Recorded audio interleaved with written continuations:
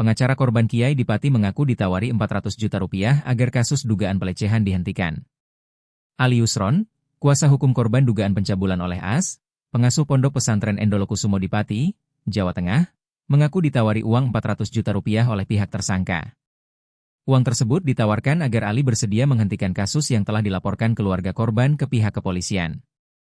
Ali mengungkapkan bahwa upaya penyuapan dilakukan setelah pihak keluarga korban menolak tawaran serupa.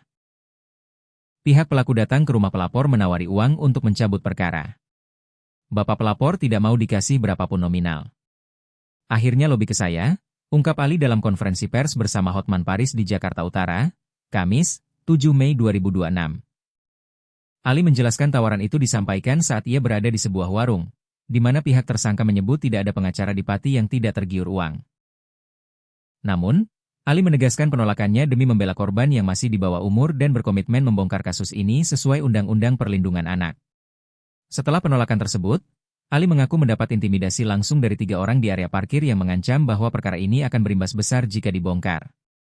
Selain kuasa hukum, ayah korban berinisial M, 52, juga mengaku mengalami intimidasi dan ancaman dari keluarga pelaku setelah membuat laporan polisi. Korban berinisial K, 19. Menyatakan dirinya berani melapor karena menduga masih banyak santriwati lain yang menjadi korban namun tidak berani bersuara. K mengaku dugaan pencabulan tersebut dialaminya selama sekitar 3 tahun di lingkungan pondok pesantren.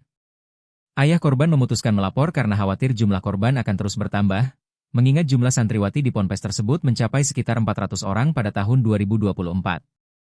Kiai Cabul Pati Ashari terancam 15 tahun penjara.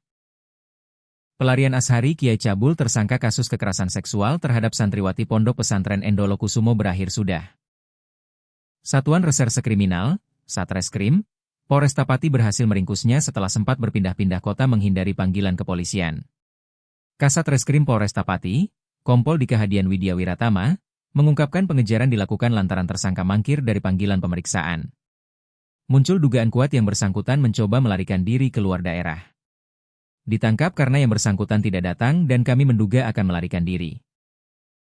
Setelah kami cek memang keberadaannya sudah tidak ada di Pati, ujar Kompol Dika di Mapolresta Pati, Kamis, 7 Mei 2025.